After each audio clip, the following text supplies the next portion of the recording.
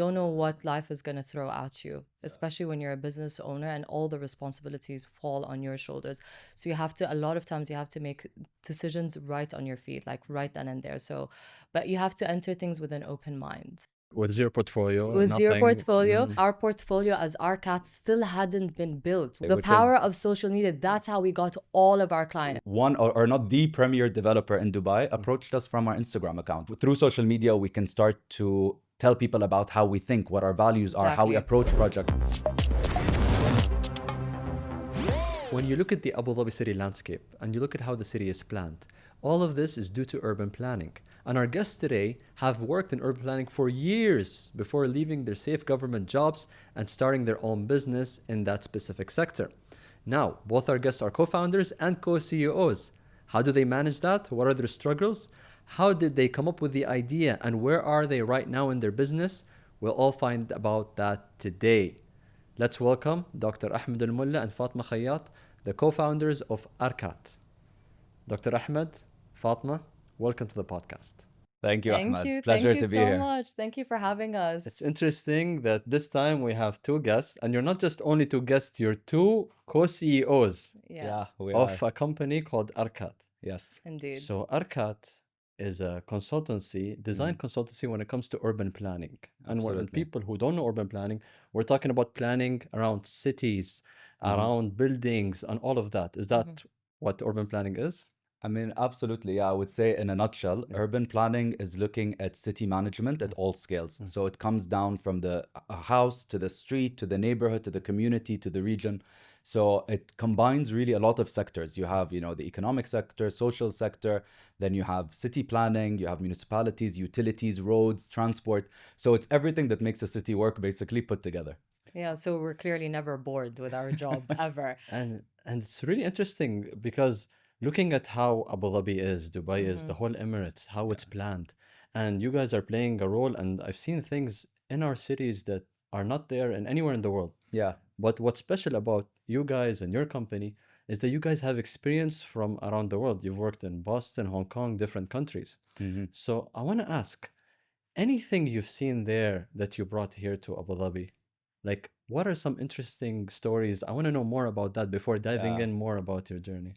I mean, look, there are a lot of things that we can learn from the past, and I think this is what we really leverage on, is taking inspiration from, international examples, international benchmarking, and then tailor fitting it here to the context of the UAE and the region. And I think this is exactly what positions ARKAT very differently to the rest of the urban planning consultancies or large conglomerates or engineering consultancies, is that we really focus on trying to implement what retrofits here. And what we mean by context, we're talking about the environment, the culture, the people, the way we live, our weather, which is a huge thing. And the reason why I'm stressing on this, because common practice of what has happened in the past, and I think we can really see it very clearly in our urban planning here today, is that we've taken typologies and strategies from the West and implemented it here. And we realized 20, 30 years down the line that actually it's not that sustainable and it's not really working out for us.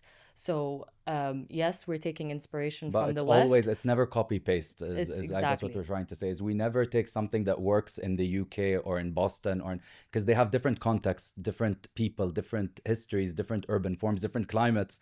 So everything we learn, even from other cities, we have to adopt it to Yeah. our context. And so one example, I think from Boston specifically, that I always talk about and I love is there was a huge highway, double-decker highway, so 2-floor highway cutting through right in the heart of Boston.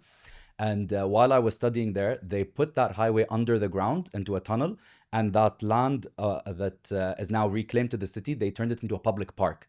And so you had two neighborhoods, two parts of the city that were completely disconnected. And by doing this, they actually stitched and integrated those two neighborhoods, and people could walk across. And for 50 years, they couldn't because you had the highway. So one dream I have is I really want to see Sheikh Zayed Road one day in Dubai being underground or in a tunnel, and then that strip between the Trade Center roundabout and Dubai Mall, that being a park. Instead of it being a Yeah, highway, and then you could imagine walk that. from the Museum of the Future across the street. Like, this is a big dream we have. So definitely there's things that we can take and Yeah. adapt, but we always have to look at our local context and what works best for us here. Yeah, and if I were to also, extract a specific example, working in Hong Kong, because they live vertically, they really utilize every What do you space mean they they live vertically? They live vertically, as in they live in buildings, In towers, in yeah. towers. Yeah. Have you ever been to Hong Kong before? No. It's a very interesting. Literally, they call it vertical living. Yeah. Wow. They build Because up it's- instead of building horizontally. Yeah. So if you see, for example, an area like Riyadh City in Abu Dhabi, Yes. imagine instead of these 5,000 homes being spread out over that neighborhood, those 5,000 homes are concentrated in 5 or 6 towers. Yeah. That's how they And live. that's Yeah. on purpose. Yeah, And that's on purpose because they yeah. have very limited space. And in their culture also, they have different needs when it comes to how much Yeah. space is comfortable for them. So it's funny, even this concept of space, and we're talking about this before the episode, we as Emiratis, I think, are very used to large, spacious types of living formats. But actually in other places, they have different sense of what's appropriate. So for them, a bedroom can be much smaller than what we're used to, and this would be comfortable for them. Yeah. Yeah, because I noticed, for example, when people go to Japan, Yeah. the apartments are tiny. Yeah. Yeah. And then okay, that's the culture there. Yes. It's different. Yeah, exactly. And what you guys are inspired by what's abroad, but at the same time you add your own cultural context into that Exactly. project. 100%. Exactly. 100%. And that's just an interesting business. Like, how did you guys come up with the idea? Okay, so I think, yeah, maybe I'll start. and Go you can chime start, in. and Yeah. I'll chime in. So it's interesting. So ARKAT was really born, Ahmed, out of a reaction to what we were seeing. So collectively, Fatma and I have 25 years working in government, in the UAE specifically. And so what we noticed as a trend is that a lot of projects we're approving today are projects that could be anywhere in the world. And what I mean by that is that it could be in LA, it could be in Miami, it could be in Europe. There's nothing about this project that links it to the UAE. And the proof of that is you have a lot of traffic congestion in a lot of our cities. People need to get in a car to drive from a place to place. And it's not really made for people to walk outdoors. So then you're limited in terms of the mobility options you have to move around the city. So And there was that misconception because they thought because of our climate, we need to convert everything to indoors. Exactly. And it becomes a self-fulfilling prophecy, Yeah. you know? Yeah, You- and if everything's indoors, you can't actually enjoy the outdoors. And, Exactly. and we have such a that- beautiful landscape. Exactly. And it's really important to connect to nature because at the end, this is what we yearn for. And I think we saw that very clearly in COVID.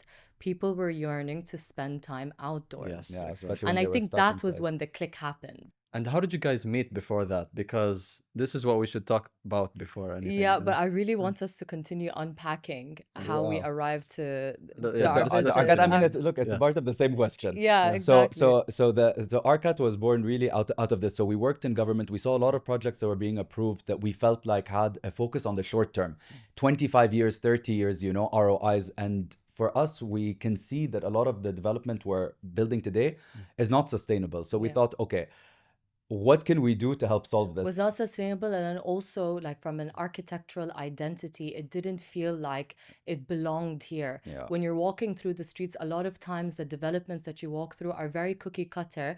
If you don't know which city you're in, you could be in These LA, buildings could be you anywhere, could be yeah. it could be So very you were much in saying any you were seeing metropolitan. the projects look like as if they were just taken from outside. And Yeah, just and I'm copied talking paste. about even Yes. existing projects today, yeah. you know, and the projects that were to come. I mean, like very simply, if you look at a glass tower is actually the worst form of building you could build in this region because it guzzles so much energy. Yeah. Because it's glass, it doesn't retain And cool, heat. and it lets heat in.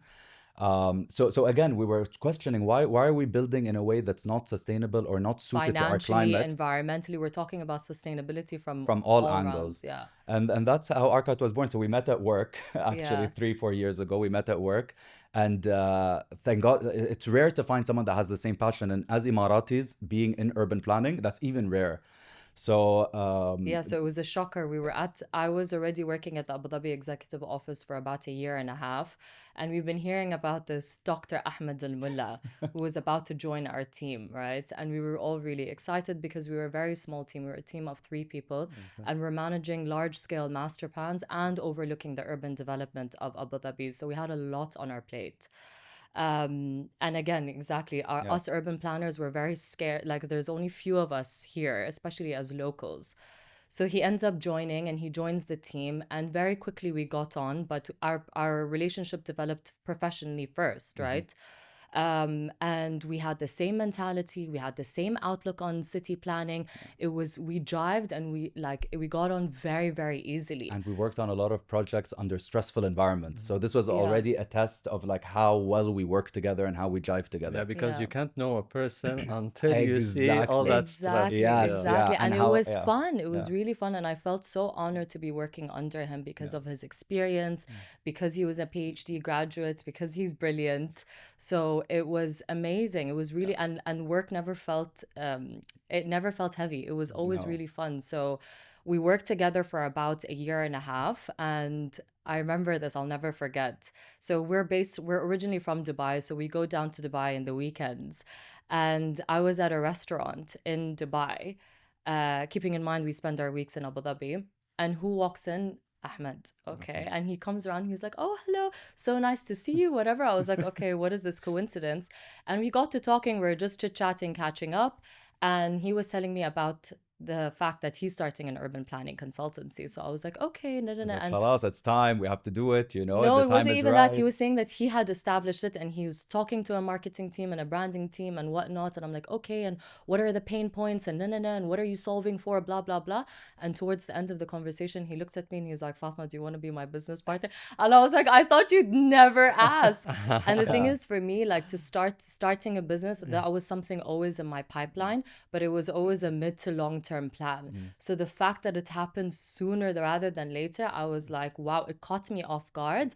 But I was like, it was served to me on a silver plate. I'm like, I'm gonna take this, and especially to do it with someone that I really get along with. And to be fair, like choosing a business partner is like choosing a partner, like a love partner or a marriage, because you guys have to Exactly. share the same values, you have to have the same energy levels, you have to have the same goals.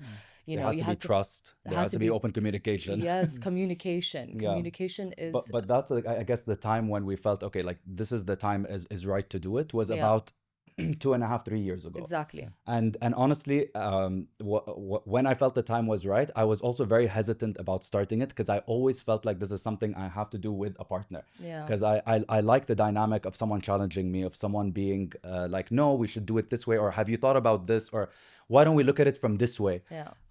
So We're in constant debates. So We're in finding Fatma was really the trigger that really like took us, okay, now we're going to move to the next level and actually do it. And it's funny you brought this up because we're actually looking for a third partner now. Yeah. Because we really Why feel is like that? Why that is because we feel like because we both have urban planning backgrounds And we're in the creative and we're more in the aspect. creative design field, we now, with our company growing, with getting more clients, we now see the value of having someone like a CFO or COO, a chief financial officer or chief operation officer for our company, because we want someone that knows the business side of things. Yes. So we both actually come from a family of entrepreneurs. They have a lot of businesses. Like my whole family works in the private sector actually for themselves. And I see that, but I don't have that. So we were more creatives. We're more like in the artistic side of things. So for us, really now we know that with our company growing, we really need someone to handle the business side of things and the operational side of things. We've been able to manage it on our own for now with like a small team. Yeah. But I think really to take us to the next level, that's what we're looking for now. But again, like the search for a partner is really something that we have to manage well. It's not something that we can put out an ad for and just sign someone up. It has to be someone that has a good working dynamic. We can go back and forth. Also believes in trust our them. vision. Yeah. Exactly. I think it makes complete sense. You started only 2 years ago. Yeah. And you guys known each other how many years before you started the 4 business? years. 4 years. So 2 Yeah. years before we started the Yes. business. Great. Yeah. So when you started the business as well, were you afraid about what you're talking about today? Yeah. That maybe I don't have that business sense. Maybe we're starting something, we don't know anything about business, even though your family... 100%. Absolutely. We had so many doubts. Yeah. from the minute we started it, but we had a drive. Yeah. And because we were also in this together, we were really pushing and giving each other, boosting each other with confidence. And honestly, we were really wishy-washy about the whole thing up until we landed our first project, which took about almost a year. Literally. Almost a year for what? To get the land first our project. first project. How did that feel, landing your first project? It felt amazing. It felt It amazing. did, And you it know did. what was interesting was how we also landed that project was because in the beginning, everybody, our families, friends are like, come on, sell. You need to sell your service. You need to sell your service. but we're like, in our field, it's a bit different because it's project based, And right? our target based on our clients are not like private individuals. They're either governments, governments. municipalities, planning bodies, authorities, mega developers. So So it's our not. and our portfolio as ARKAT still hadn't been built. We have, of course, worked on many projects, but those belong to our companies that we worked for before, which we can't, hijack.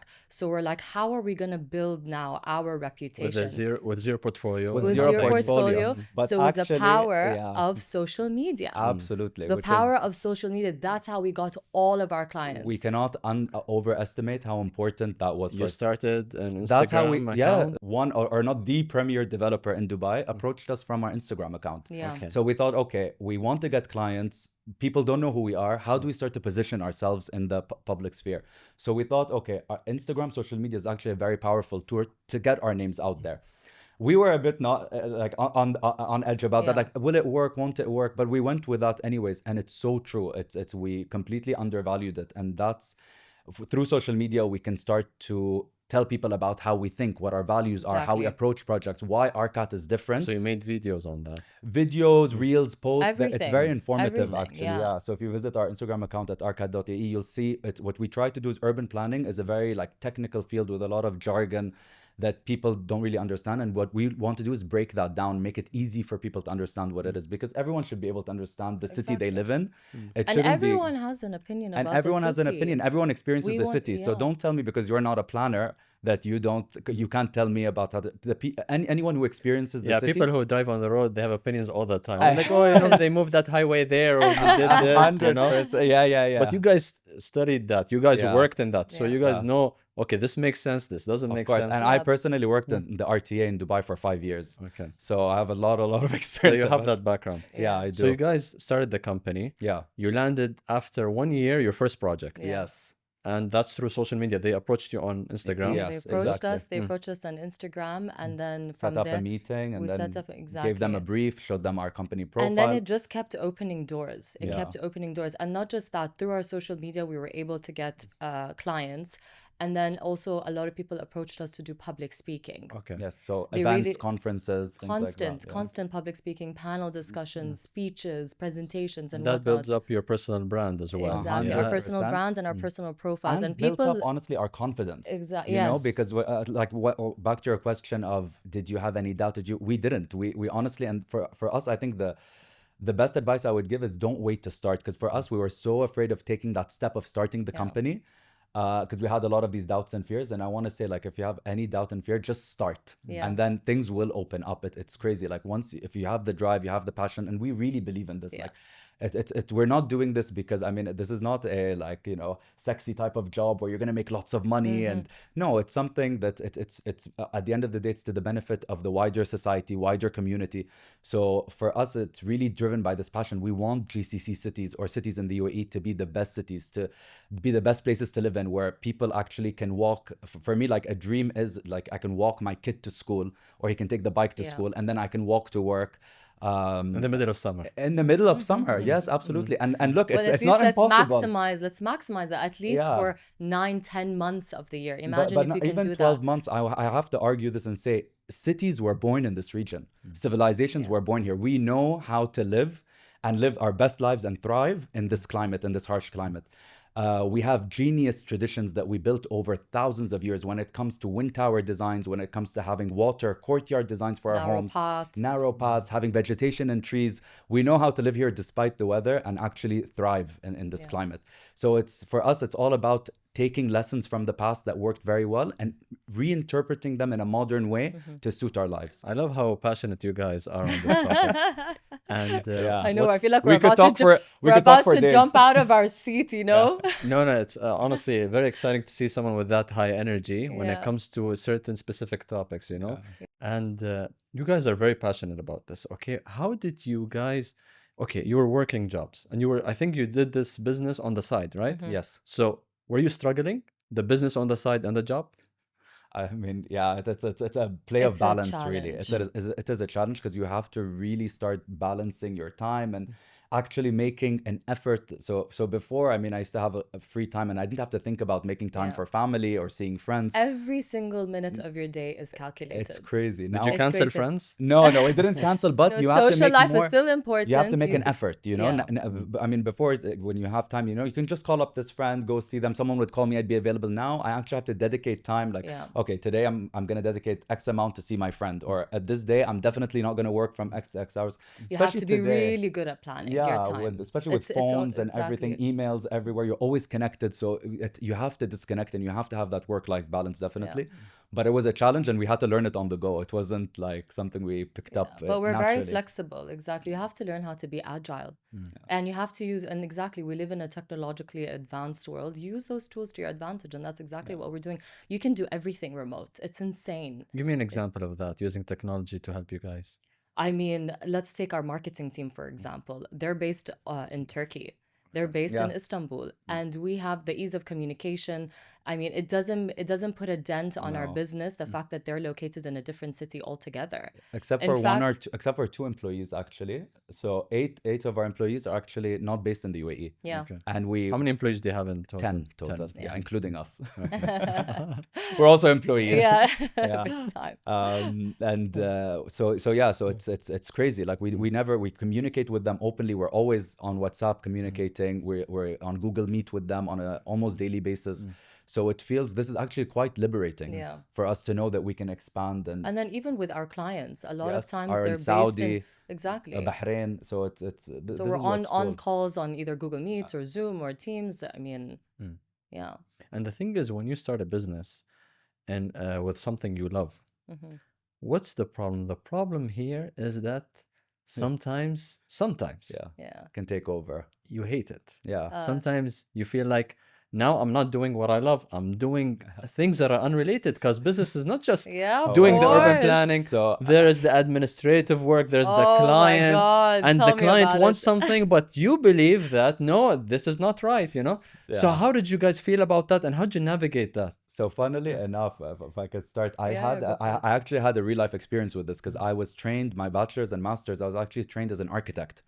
And I love architecture. Ever since I was a kid, architecture has always amazed me. Every time I'd pass by a building, I'd have to analyze it and look at it. Okay, what's inside? What's happening here? Why is it built this way? Why is the window there?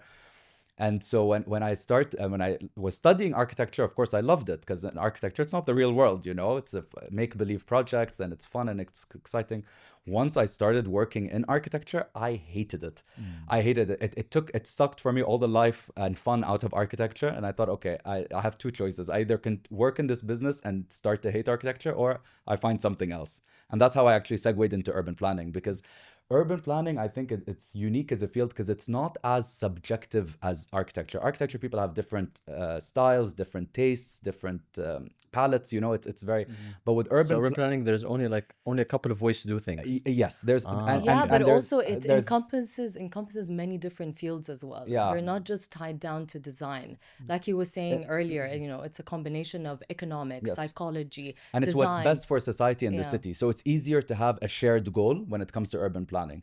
Yeah. Whereas in architecture, yeah, it's very much dependent on singular people. Whereas in urban planning, I mean, if you're looking at growth, you usually look at growth for the betterment of the entire society. You want to plan new business districts, new industrial zones, new airports. So it always feels like you're doing it for the city and the people as a whole. Yeah. So there, in those cases, there's usually the best way to do it. But of course, we always in urban planning have contingencies and scenarios and plans B, C, D if something doesn't work. But to go back to your point, sorry, and in terms of like, yeah, the administrative aspects, the business planning, This is why we're I mean, looking for a all of that was very tedious. But honestly, it was such a nice challenge to take on, because we ended up learning so much about building a business. So we took it, yes, it was a bit of a disadvantage because we didn't know much about that world. And for us, it's not that interesting. But again, it puts you, it widens your horizon. And this is part of learning, right? And we're both very curious people. So for us, you can throw at us anything and we'll take it head on, you know, no problem. Even if it's figuring out how to do the VAT. Oh my invoices God, and refunds. literally down to the VAT. But it's these small things that you don't think Yes. about, that for Yeah. us, because we're not familiar, we're like, okay, now we have to do this. Okay, how do we Yeah. do it? But Yeah. also we're so lucky and blessed to be in a country like the UAE, Yeah. where the ease of doing and setting up a business is so streamlined. Exactly. Everything can be done online. It's just like in a matter of seconds, really, we were able to get all Yeah. our documents. So that also And helped we us. signed it off on my birthday, so that was Yeah. a good omen. We did. We did our trade licenses on her I need birthday. barakah because Yeah, Exactly, exactly. right? Right. So in that sense, I guess we were lucky because Yeah. I guess the ecosystem for entrepreneurs is very much to our advantage. And like you said, we come from a family of entrepreneurs as well. So it was easy for us to call, to ask. You know, we have a lot of, we're surrounded by amazing mentors. Yeah. So really, it was And just, potential investors. I mean, we always get approached by our family members. They're like, "Huh, when are you gonna do, your business pitch proposal to us so we can start investing?" and you don't want any funding. Not for now, actually. That's a good question. I mean, yeah. Do you wanna take go over? for it. I mean, look, we are open to investors, but I But mean, for this, us, if we felt like if it was our family member, we'd always feel like, it's something, I don't know. I just felt like I Yeah. wanted this to be our own thing. And even if we were to get investors, we want to maybe get external investors. Yeah. Just to maybe prove ourselves, like we can do this on our own, maybe, which is a nice feeling. Yeah, actually, because for example, you're bootstrapping right now. Yeah. And maybe at this point you say, okay, maybe I don't need investments, but maybe Yeah. let's say I have bigger projects and things that are more challenging, and I Yes. might need to get a different team. Absolutely. So maybe at that point. Yeah, Exactly. And this is what's cool about our business setup too. It's very agile. So based on the project we get, we literally downsize and upsize our team. We work with different professions and different specialities, because if we're doing a park versus like a neighborhood versus, a master a plan. master plan versus a street enhancement or cycling track, they're very different scales of projects. Yeah. So we have to touch on different specialities based on what we need. And is it challenging now that, okay, you guys got your first project after a year, Yeah. and then any future projects, when clients approach you and they say, okay, this other company has 100 employees, they Yeah. have all of this under their portfolio. Yeah. Why should I hire you? How would you guys, or how did you guys approach that? I mean, look, for us, the way when they approach us, the way they like how they frame it is, we were looking for someone like you who is doing your work. Absolutely. So finally we've landed on it. That's really the They're approach. fed up from the Exactly. They're Look, fed- we're a exactly. boutique firm. We're niche, and we're the founders, but we're also in the business on the face of it. So Yeah. it's not like you're dealing in these big companies. You'll never get to meet the owner. You'll never get to 100%. meet the 100%, chairman. yeah. So for us, it's that personal touch that you're dealing with us directly, and we'll deliver the product. And it's also the values that alhamdulillah, we're putting forward is the fact that we want to give cities back to the people. It's human centric. We want to start creating an identity that makes sense within the context of the region. 100%. And to add to that, when we've again, like, because collectively we have 25 years in government, we've seen the work of Yeah. all of these top tier consultants. You know what they want. We know Yeah. we've seen their work. We've critiqued their work, and we've worked with them, so we know the quality of the work, and we know that our quality is better than theirs because we know what they offer, and we know that what we offer is better. And alhamdulillah, like all the feedback and reactions we've been getting from our clients are like, we cannot believe that you're a local firm, that you're a small local firm. Like the quality of your work is next level, and this is. And that's what also keeps us going. This is right? what keeps us is going, the exactly. reactions that we've been getting That's from the feedback from the clients, market. from Yeah, the yeah. community, from the wider audience. I mean, this is why our Instagram platform was set up in the first place, was to target different audiences, the community, the city dwellers, the other consultancies that does the same job, because we also open to collaborations, and we've collaborated with top tier architecture firms as well. And that was because of also the network that we've built through our past So these big experiences. consultancies you're referring to Yeah. actually come to us and want to sub-consult with us because they say Exactly. more and more when they get projects here, it's one of the criteria that we need a local expert, or we need a local Yes. firm that knows the know-hows, because and it's so true, because these big consultancies, they have a small office here, a branch almost. Their main office and their operations are outside the UAE. So imagine, Ahmed, you get a design for, let's say, a community park in a neighborhood, and the person that designed that park has never been to that neighborhood, has not asked the people there what they want to see in the park. He's sitting in an office in China 3,000 miles or away, Brazil, and plus. he's designing this not knowing what They don't know anything about the culture. They don't know about the No. and buildings. it's nothing. simple Yeah. things like he's not going to include shade, because in their country they have nice weather. The benches are going to be metal, so in the And like summer the glass tower you mentioned earlier. the glass Exactly. towers, exactly. So for us, it's And they're brought on, why? Because of their names. because of the names, exactly. So And now we want to go beyond the spectacle, beyond the name, and tell people, look, we're from here. We're also invested in what we do here. We're never going to take on a project that, looks good on paper, might make a lot of money, but in 30, 40 years is not going to be sustainable or work or allow for it to grow and adapt over time. Do you refuse projects? I mean, look, it depends. Yes, It depends. in simplicity, yes, but we're also starting to say yes to a lot of Yeah. projects we wouldn't have previously. Okay. And also we realize when you instinctively say yes, you already approach the project with that energy that it ends up aligning with, with what we're trying to put out there. And that's actually a very scary shift that we did. Yeah. I mean, at least scary for me, because my intuition and instinct was always say no. Yeah. Say no. Like if something's a bit out of the scope, if you're not sure you can take it, this is your brand, this is your company, you don't want to affect the reputation. So if you're not sure you can deliver 100%, always say no. But then when we did the switch of no, start saying yes, this was a huge test to our resourcefulness and our resilience, because saying yes to things we weren't comfortable with, to bigger projects than we thought we could handle, really tested, okay, how are we going to make this work now? So Fatma and Ahmed And they had to were sit the down most and rewarding, say, actually. yeah, They were the exactly, most because it made us fulfilling. think. We had to reach out to partners, other consultants we worked with, people, we had to seek out mentors for advice. You tested your limits. We Yeah. tested our limits and realized that really the limit is very much mental. Yeah. We had instilled those limits on ourselves, and the more we started saying yes to things, the more things opened up Yeah. in a very positive Yeah, way. it's Parkinson's law. You have to just say yes, Exactly. There you and go. then you Nailed it. expand and you Yeah. work until you get things done. And you Yes. can, we don't know our limits until we get tested. Exactly. 100%. Yeah. Exactly. And what I like the most about your journey is it's very exciting. It's a lot of projects, so interesting, but I'm sure there were struggles. What was the hardest moment so far? I know it's been 2 years, but what would you feel like there was a moment where you felt like this might not work or you might not like this? Like, remember that day when you did this? No.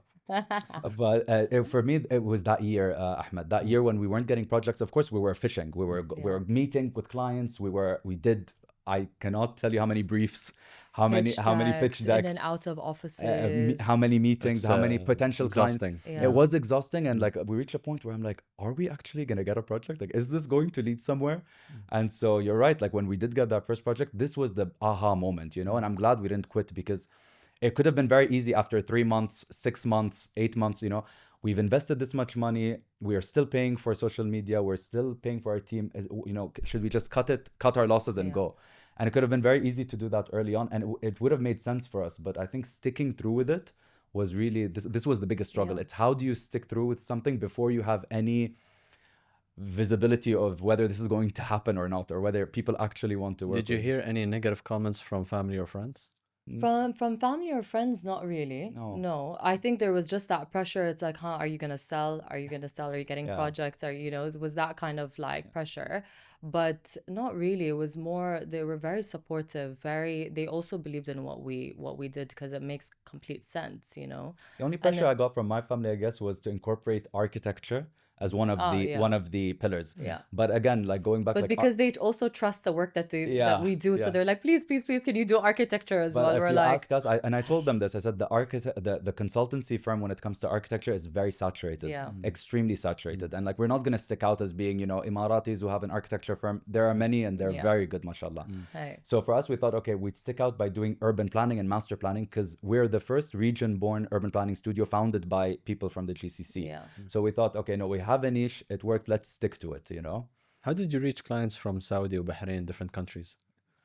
It was also social media. Social It was media. also The social power of media, social media, and man, then it was power of social media, but then also through our public speaking. So we were invited to a lot of summits, a lot of conferences, which invited consultancies, governments, developers from across the region. So they'd come and they'd get exposed to us, and then after our talks, they'd literally just approach us and they're like, "Hey, like, who are you? Like, we're really interested to work with you and whatnot." Yeah. That's one avenue. Another avenue as well, through our line of work as well.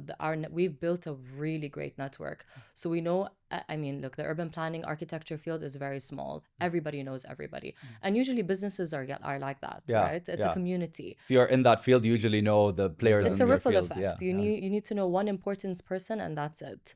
So really, that's how it started. And then also word of mouth, friends of friends, people recommend us, and But events and talks a lot. So we'd be in a panel with someone that works in Diriyah or someone that works in, like the and we're very active as well. We're constantly traveling. We're we're constantly also Yeah. participating in conferences, you know, so And you guys also have your own podcast. we have our own podcast. We do, yeah. ARKAT talks. Yeah, ARKAT Because talks. as you can tell, we love to talk.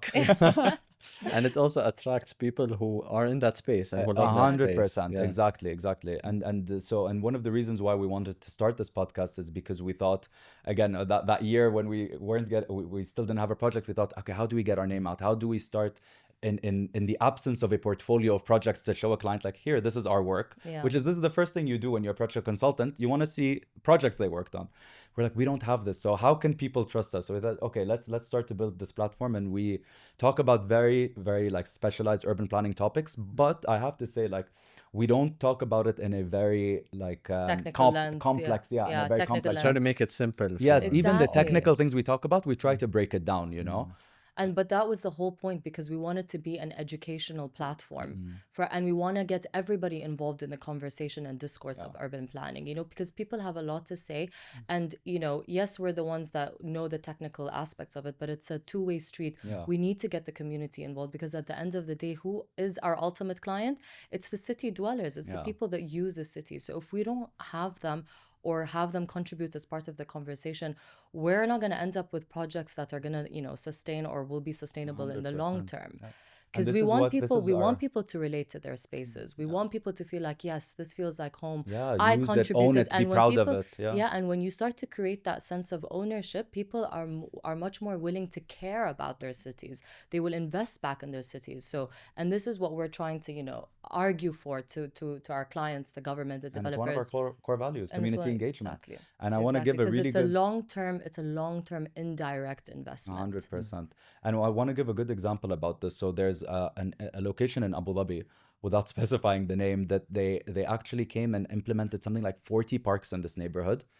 And as soon as the parks opened, they realized that people were putting graffiti everywhere. The kids in the neighborhood were you know, not taking care of the playground, like breaking things and stuff. And so everyone was confused, you know, who developed this park. Like, why are they doing this? And the first question I asked them, I said, did anyone ask the people in the community what they want in a park? And they just looked at each other and said, no. I said, do you even have a workshop with the people? Just ask them, you know, because you have kids that use the park. You have probably the domestic workers that come with the kids and the nannies. The elderly, the parents. parents. You have a wide segment of people that use it. I'm like, you didn't ask one person. Maybe they don't want a horse toy that goes back and forth on a spring. Maybe they want a paddle court, you know, maybe they want a basketball court.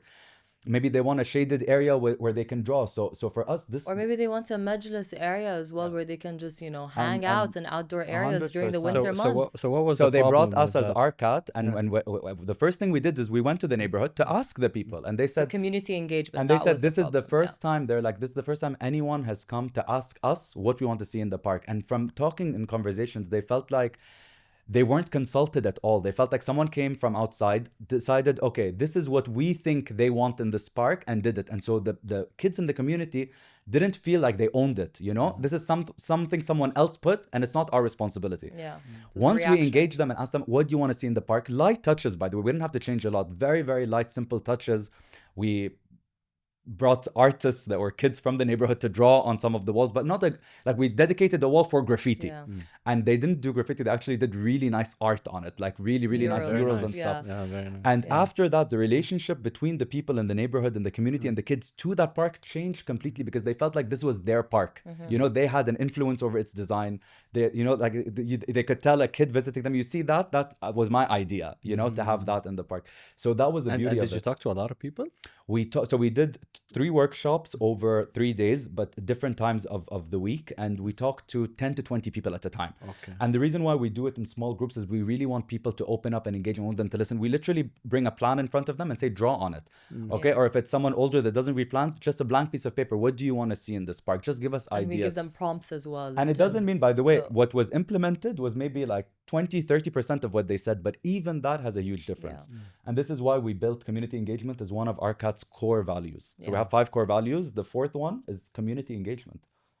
Yeah. Honestly, it's amazing because you feel like you own the place. You Yes. feel like Exactly. this is my idea. Yes. Yeah. And dedicating like a place for graffiti for the children is Yeah. like, because okay, they won't do it somewhere else, Yeah. but they feel like they could do it on that. Exactly. And they Exactly. actually are proud of it. And if someone else litters, for example, now it's the same kids being like, hey, don't litter in my Yeah. park, you know? Yeah, it's my territory. It's my Yeah, territory. yeah. Yeah. Also, there's a thing between like balancing, Yeah. okay? It's very hard to balance your life and a business because a job is just 8 hours. Yeah. But a business is 24 hours. 100%. 24/7. How do you do it? How do we do it? It goes back to, again, having to plan your schedule. It all comes down to that, and learning when to prioritize your mental health, your physical health. You have to, again, everything is, for me at least, is calculated down to a time. So I allocate time for exercising. I allocate time 15 for minute slots or more than well, it Depends. depends. It My can. workouts are an hour. Yeah. I give myself an hour, right? Okay. So you have to create this. It's really balancing everything. And why do I stress on, yes, your mental health, your physical health, because that is the foundation. If you don't invest in your physical and mental well-being, then you won't be able to support any 100%. daily decisions that you make. Because at the end of the day, what are you going to rely on? It's your body and your mind. So for me, this is really You important. have to be at your optimum physically. Yeah. Yes, I meant to, so I'm constantly investing and allocating time for that to be able to show up for myself on a daily basis, really. And then also for family, I have dedicated time for that in the weekends. It's really, and then obviously it shifts based on the projects the influx of projects or whatnot. So Yeah. maybe this weekend I won't be able to see anybody, but then I can compensate for the following weekend. But it's really a point that I have to make within myself and within my time schedule. Again, for me to be able to show up for my clients, for my team. And Yeah, I it's think really growing creating. the team has been yeah. really, really useful for us too. I think if you talk to us maybe like 6 months ago, maybe would have been way more stressed. Yeah. Like I haven't slept in 3 days or what's happening. But I think with the team growing, it's been easy to delegate a lot of things Yes. to them, especially the operational stuff that I mentioned, like doing invoicing, chasing clients, doing things like that is not really things that All we these want little to focus tedious on. things. We want to focus on growing the business, like putting the CEO hat on, growing the business, attracting Making the strategic clients, making decisions. strategic decisions, exactly. Yeah. And so I think this has also been helpful. Like we put a lot of the load on our team that freed up some time for us. So this was definitely a big lesson learned, like finding a team that you trust that can actually deliver the work and that makes you comfortable. Like a year ago, I would have been afraid to even take vacation leave, Yeah. like I'm like, no, what if this client calls, needs something? Now this is becoming easier. And I also have to say, like being in a team and being able to tag team sometimes has been really, really amazing. It's useful. Like such a if I'm having a week where I'm really, really stressful, I can tell Fatma like, hey, like I need help. Like, I can't do this in the next week. She'll take over and we go back and Because forth. delegating frees you to do the more important tasks. exactly. 100%. And we're seeing this in AI as well. Yes. AI is like helping you even double or triple your efforts at the same Exactly. time. Yeah. So when you have two co-CEOs, what are the roles and responsibilities look like here? Because this is a Interesting model I've question. seen before. There are a lot of businesses with that. Yeah. But what exactly have you guys distributed among both of you? Okay. So I think for us specifically in terms of our roles, we usually have like things that we like to do. And I mean, without getting too technical, but Yeah. Fatma is really, really good at design. She's an excellent designer. She has Thank a you. really good eye. She has a really good sense of taste. And so when it comes to like look and feels and designs and how things look, I kind of give it to her. I'm more technical. So I like analyzing data, doing modeling, doing all that like boring stuff, but I actually really enjoy it. All the quantitative analysis, the numbers, the figures. So when we usually work on a project, that's roughly how we split it. Because look, at the end of the day, when you work on something you're passionate about, that's when you can give 120%. So we split it in that way. Like I take on things that are more interesting to me, and she takes things that are more interesting to her, and That's this a nice allows us. split. Exactly. Yeah, and we then we just can come do the together. best. Yeah. Yeah, exactly. And Yeah. we just come together, and it's just like literally a synergy. Yeah. Let's It's say really a both of you synergy. have an argument. How do you resolve it? That's a strong word to use, argument. We don't really get to that place. Yeah. We have a lot of debates. We have a lot of discussions, deep Yeah. conversations. I mean, we're two different individuals. We're always a lot of times we're gonna have different perspectives, different opinions. Yeah. But it's really, for us, it's talking through Yeah. those different perspectives. And we're very, scientifically driven. We're all about the facts and figures. So if we have a different we have Yeah, different if you perspectives. can convince me, fine. And if Exactly. I can Come with your convince you- pros and cons, Yeah. build your case, lay out your facts, and let's talk But about literally, it. what- And a lot of times when it comes to like, okay, we can't come to an agreement, we sometimes sleep on it, or sometimes we take advice from our mentors.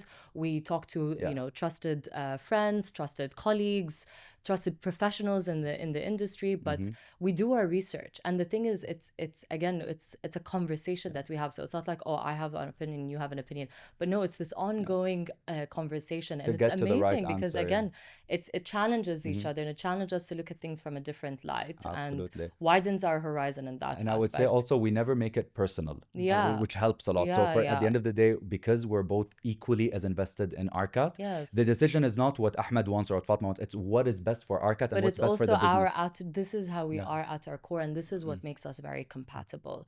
We're very flexible, we're very agile, we're curious, we want to know what other people are saying or what the other person's perspective. 100%. And because we align on that, it's very easy for us to, Once the ego goes out the door, Yeah. honestly, it No becomes very judgment. easy, There's no very judgment. easy to kind of see like the light. Because again, like she said, it comes down to facts, figures, what's best for the company. It's not about us. So it's easy for me to, if she has a good idea, it's very easy for me to take that on, and vice versa. Yeah. And when it comes to finding mentors, Fatma mentioned that. Yeah. How do you guys know who to ask when you're stuck on a business problem? Because urban planning, maybe you guys have years and years of experience. Yeah. But business, where do you go for help? Let's say you're a family of entrepreneurs. Yeah. But let's say someone who's starting out without that family or without that network. Where can that person find that advice? I know, This because I was is gonna say family. I like, was straight exactly up, because yeah. that's an interesting question. that is But I feel interesting. like for us, I can talk about it from our experience, right? We're again surrounded by a family of entrepreneurs, but also I have a lot of close friends who are also entrepreneurs and have started their own businesses. Yeah. So really for me, it was seeking out those people who are already have established businesses or whatnot, and just reaching out and talking to them. But if I had to think from a different perspective, really you can go into any platform, you can go into LinkedIn. You can go into LinkedIn, you can go into Instagram, you can, if you want to Find start a specialized conversation, people in this field. That's you what I just, always but you say, just yeah. have to put yourself out there, and not everybody's going to respond, but 1 out of 10, let's say, are going to respond to you. But And I you think just, people also sometimes go to like, okay, they have a trusted friend and they'll go ask this trusted friend about everything from stocks to business to Bitcoin to Which is real yeah, the worst, everybody has yeah, that one worst friend. advice. Yeah, exactly. Everybody has that one friend. And I Yeah. always say, and I always challenge people. I say, okay, you went and asked this person for advice in real estate. What's his real estate portfolio? Yeah. You're asking this person about. Do you Exactly. guys fall into that sometimes? No, never. That I you mean, ask someone? do. we did fall into it, and that's when we realized Yeah. that like no, like we should ask. You need to do your due diligence. Exactly. You need to do And your if I want background advice checks, yeah. on business, I'll go to someone who is really good But at business. Ahmed, we're really and good doing at that. things. We're really good at choosing who, because we do Who our to ask for yeah, we advice. do our Yeah, research. we We do. love our research. But we have fallen, of course, into Yeah. this thing of listening to people and taking on their advice and Yeah. sometimes being like, okay, we should take that on. But then, of course, when you look at what that person, it's like when someone gives relationship advice and they're have never been, or someone Yes. giving Yeah. marriage advice and they've been single Yeah. their whole lives. You Yes. can't. You need to be in the field and be a pro at it for me to trust your advice that you're going to give me Exactly. about this. Did you ever feel like I want to do more than that? Like, I love what I'm doing and I love this business, but I want to do something completely different, or I want to do something Funnily enough, different. we were All just the having time. this conversation. Look, Yesterday, we're having this we were conversation. just having this conversation 100%. Okay. I'm a very dynamic person, and it's the same thing for Ahmed. Like, and again, this is also why we're very much aligned. We're very dynamic, where I can imagine myself delving into many different things. I don't see myself just setting up a business in urban planning at all. I mean, I have an array of things that I like. And anyway, I'm also very dynamic in my day-to-day as well. I have to be involved in different things. I need to be on my toes. I need to be 100%. kept on my toes. Yeah. Yeah. So it's important to focus, or is Of- it important to? Of No, it's course. important to focus, of course. But it's everybody has also a different way important- of focusing. Yeah, and it's also important, I think, to spread that focus. Yeah. You know what I mean? I think for us, like now that ARKAT is set up, I'm sure it will come to a stage in a few years where it'll be kind of self-running, but also I can imagine myself in maybe 3 to 5 years, maybe 10 years being like, okay, what's next? Yeah. And I think it is beautiful to always have passion projects and work on things. And that might also make us more passionate about ARKAT, you know what I mean? And I think also having things in different places shows, I mean, we love urban planning, we're super passionate about it. We have other interests, we have other things that we care about. So I can definitely see ourselves branching into other things. And yeah, yesterday we were actually having this conversation. Yeah. And what were you guys talking about yesterday Well, exactly? I don't think we Yeah, should say it because it's a very, Oh, yeah? yeah. I it's can't a- even remember. No, You because don't? Okay, good. Oh, yeah. I remember it because it's a very, very like I don't know. It Like, was I don't want to person- ruin it. Yeah. Yeah. Yeah. It's a Yeah. like very cool concept that doesn't exist in Abu Dhabi today, and we really Ah, wanna do- yes. Yeah. Yeah. It's okay when the Yeah. cameras are off. Well, I right? know when the Yes, cameras yes, are yes. off, and maybe you'll bring us back when we launch it. Exactly. For Exactly. sure. Part Yeah, 2. yeah. Honestly, it's interesting what you guys are doing and that journey that you guys are going through now. It's only been 2 years. So, and you're talking about 5, 10 years in the future. Yeah. When you see an entrepreneur starting from that, what do you think the core skills they require in order to get into business? Are people like born with it? Are people just need to acquire the right skills, or just whatever they're passionate about they could do? What do you guys think about that? Like if you were to give an advice to an entrepreneur Yeah. who's just starting out. I would say one, definitely being passionate about something, because if it's not passionate, you'll hate it. Yeah. And you'll hate yourself for doing something that you're not passionate about. So I would say definitely find something you're passionate in, but that's not enough, right? Having passion will only get you so far. I would say do your research, study the market, know what's out there, know who your competitors are, know what value you're bringing in that doesn't exist elsewhere. Like, why would someone come to you and not to someone else? I think this is very important. And we spent a lot of time actually developing that, studying the competitive landscape, seeing what other companies do, what type of services do they offer, how can we stand out? I think this is very important. And you don't really need a business mindset for that. And there's so many resources, whether they're online, they're books, there's so many resources to kind of help you frame how you should think about where you can step in terms of business. But yeah, I think this is the best Yeah, advice I and would I give. think I would add to that as well, is being agile and flexible, because you don't know what 100%. life is going to throw at you, Yeah. especially when you're a business owner and all the responsibilities fall on your shoulders. So you have to, a lot of times you have to make decisions right on your feet, like right then and there. So, but you have to enter things with an open mind, right? So Do you it's, feel like it's you're a, making decisions faster? yeah, big time, Yeah. big time. Because we're more confident, I think. And More that- confident, yeah. and then also we learn to be flexible, right? We learn to be flexible, but we also learn that we do have to be quick on our feet a lot of the time. So of course that improves that cognitive aspect in your brain. Definitely. Let's talk about the Dubai traffic. I know you've been wanting to get Yeah. there. How do we fix it?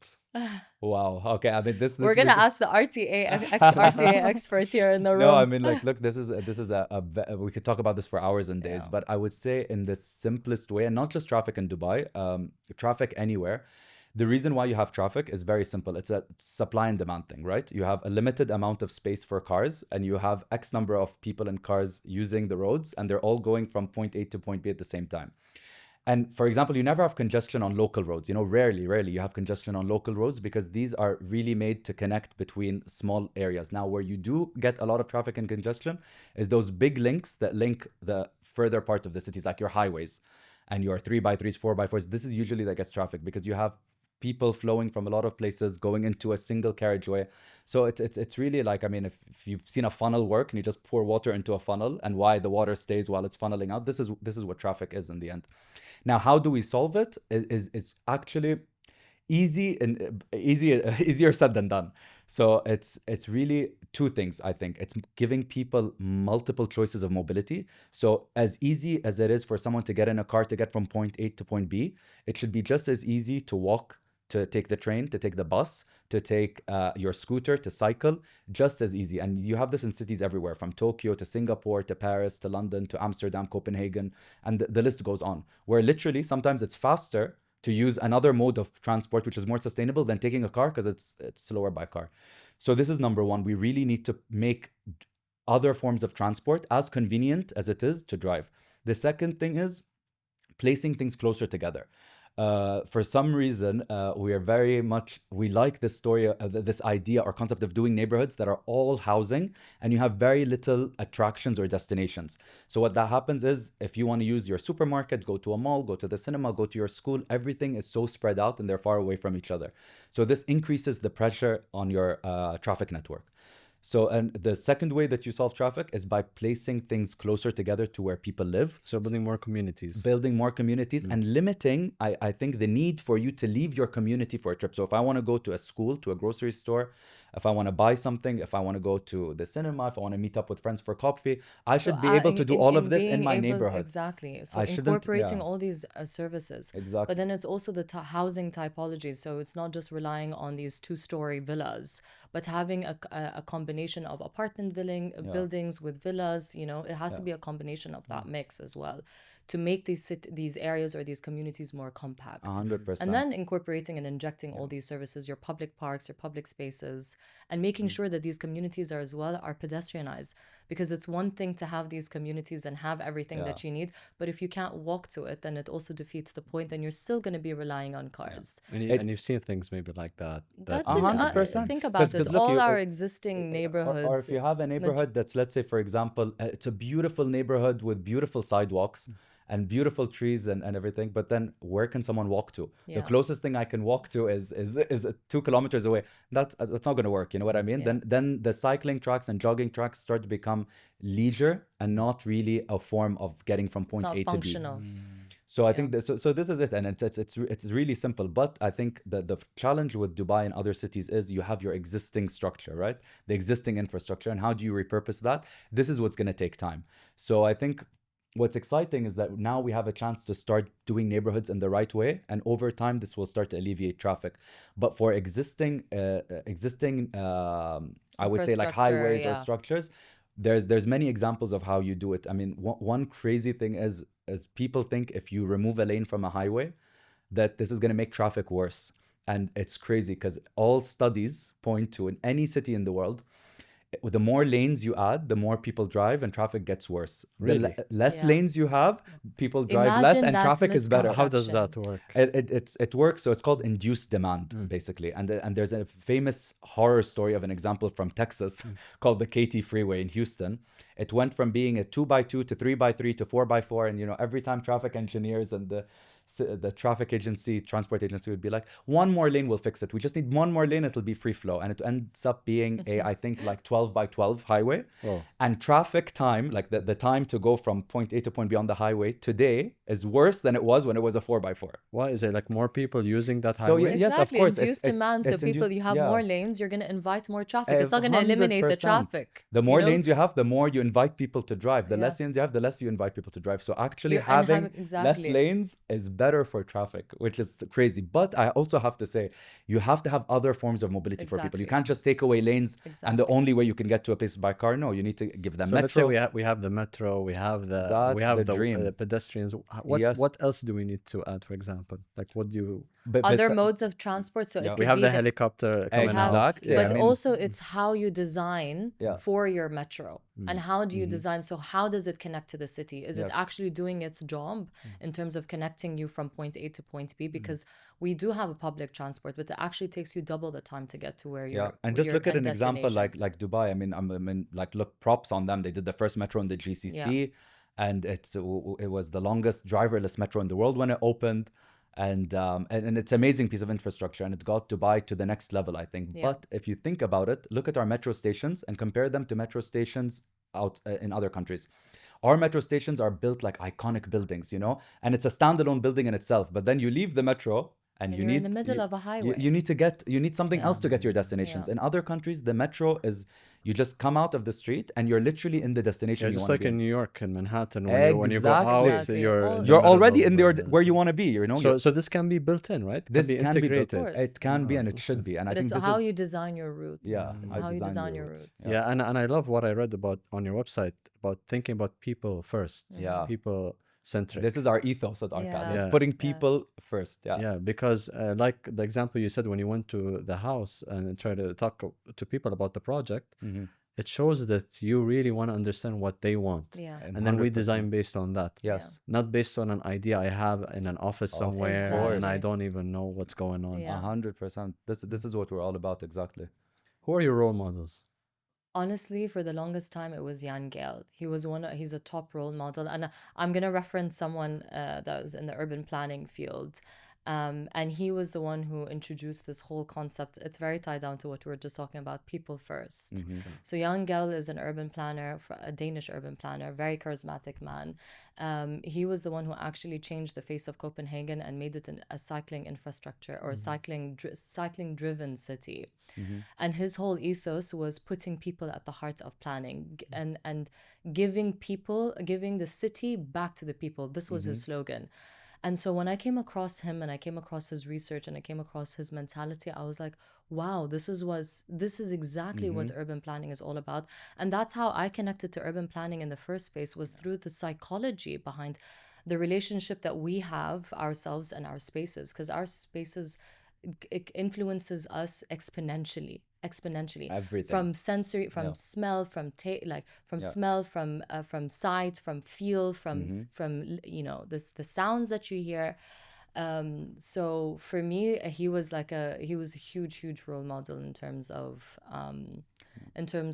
starting my journey with urban just planning. on that point, like when urban planning really, like where you live influences so many factors, even things you would not think about. So we just had a podcast episode with Dr. Louise Lambert, who's an expert in positive psychology. And studies have shown that the same exact street setup, one street has trees and one doesn't. The street that has trees, the prescription levels of the people living on the street is half what half of what the people living on the street with no trees have. So basically, people that live on streets that are nicer and have trees have almost half the need to go and get pills, whether that's for And mental she health also or talked about- anxiety or stress. So that cuts your amount of stress in half just by having trees on a street. Wow. Yeah. And then there's many more examples of that. Like if you live close to the water, it influences you. Yeah. And I would say for me, I'll give a local example of an influence. I would say maybe two, but Dr. Salim Al-Shafi'i and Dr. Khalid Al-Awadi. And for me, they're like the pioneers of urban planning in the UAE. Like they really, they're the first PhD Emiratis in urban planning, and they really wanted to, they started this field for us, like even when I started like in urban planning, they were the only people that had published papers, Emiratis that had published papers in urban planning. So I really look up to them. And when she says mentors, they're definitely two of our mentors that we always seek to for advice, when we're stuck, or is this right, or is this not the right thing? So really cool. And we've having that. invited one of them as well to our podcast, so you can actually check Dr. Salim Al-Shafi'i on one of our episodes. Yeah, really cool. And really phenomenal. And it's great that you guys have these mentors who help you around when it comes to urban planning and all of that. Well, when it comes to business-wise, okay, Yeah. and when you go and ask your mentors, are your mentors pioneers in the urban development space, or do they have different type of businesses? Yeah. And when you listen to them, do you apply that sort of practice to your business, or do you feel like we are a bit different? Urban planning is different. So we do both. Exactly. We both. And it really comes down to what is the question or what is the pain point that we're trying to solve for, that we approach, depending on, again, what our argument is.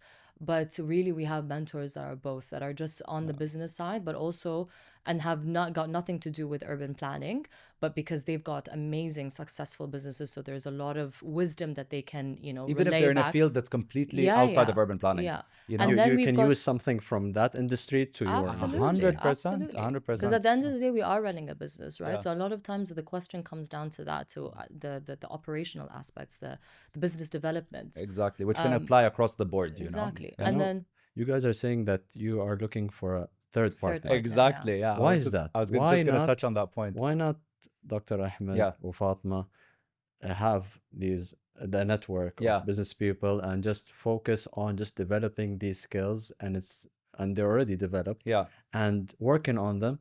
Why get a third person to take share of the business? Look, I would say for one main reason, which is, I wouldn't say we're developed, I'd say we're developing our business skills, but I think that it's for speed. It's just to take us, to leapfrog, to take a jump, Urban planners are in a hurry. I know. listen, our urban planners are in a hurry, but our Yeah. energy levels are very high. And- Our energy levels are very high, and plus we're honestly getting an influx of projects. Yeah, So which needs our attention. It's a good problem to have. Exactly. Yeah. I mean, look, we're Exactly. like here when it comes to our confidence and our skills in urban planning, and here in business. So we could get there slowly, or we could bring someone that, you know, could bring us up. And so this is what we're really excited about what's coming. And I think for us, There's an learning the skills are opportunity. important, I'm sure, but I bet you if we bring someone who's passionate and knows business better than us, we can never like that's their baby, you know. The same way we're passionate about urban planning, they probably are passionate about business and can know things. And the reason why we want a third partner, Ahmed, which is I think a very fair question, is we want them to be just as invested in the success of the business Makes as we sense. are. Yeah. Makes sense. Exactly. Yeah. Exactly. About the problem you guys are having, the influx. I remember when I first started my first business. Yeah. I met someone and she told me that I have a problem. I told her, what's your problem? She's like, I need to slow down business. I'm like, wait, I'm just starting. I want business. I want this problem. Give me these problems. So you guys want to slow down business right now. But actually you don't want to slow down. You want to speed up Exactly. by We getting want a it- partner and all of that. Exactly. No, it's interesting. What are you guys looking at? How are you going to find that person? Like any I mean, ideas? hopefully maybe this platform would be a way for us to Honestly, a lot of entrepreneurs watch 100x podcast and Call they us. listen. Please reach out to ARKAT, looking directly at the camera, asking them. And honestly, I just wish you guys the best of luck. Oh, thank you You're so a great much. business. Thank you. And started by Emiratis, and you're really pioneers in urban planning. And the cities that you guys have been working on, the projects, it's very beautiful. I really urge everyone to come and see your work as well and to listen to your podcast just to learn about that Thank you. science as Thank well. you. So really want to thank you guys for coming on the 100x podcast. Oh, Thank you for Thank having you us. for It's having been a us. It real was such pleasure, a and pleasure. It was such a honestly, lovely conversation. Likewise, it's such a Thank great you. pleasure. Hope to Thank see you you guys so soon. much. Yeah, thank you. Thank you for watching us. Feel free to share your feedback and connect on our platforms. If you know someone with an inspiring story, email us at 100x.abudhabi@gmail.com. Stay tuned for more uplifting business tales.